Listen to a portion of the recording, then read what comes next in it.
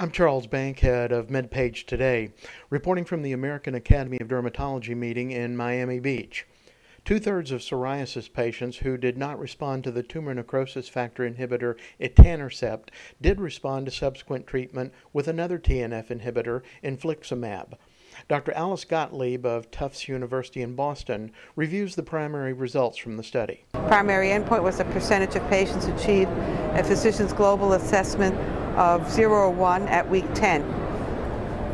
The patients had a mean entry physician's global assessment of about 2.8, which means they were really moderate to severe to start.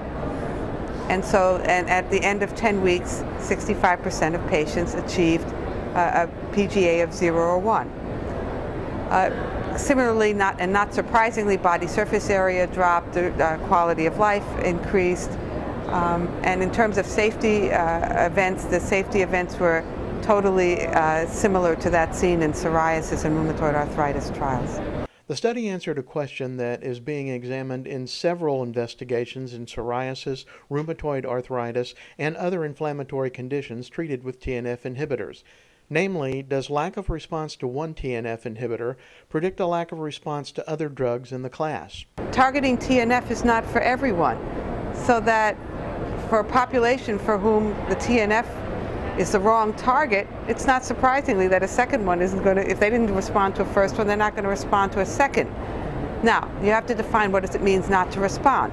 If they're a primary non-responder, meaning a good dose never worked, then it's not surprising that another TNF blocker doesn't work as well.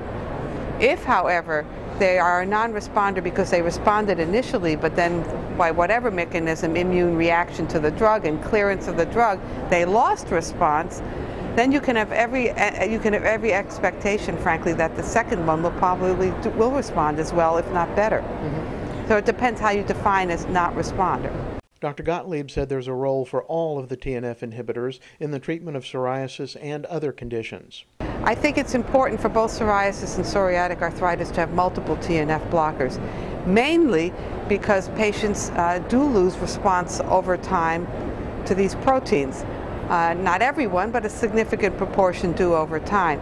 And therefore, in my practice, it is important for me to have etanercept, adalimumab, infliximab, and golimumab because I have patients who have used all 4 of them.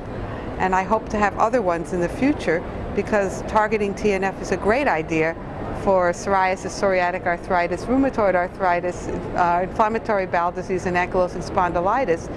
But patients have these diseases over decades, and we need more TNF blockers. From the American Academy of Dermatology meeting in Miami Beach, I'm Charles Bankhead, MedPage Today.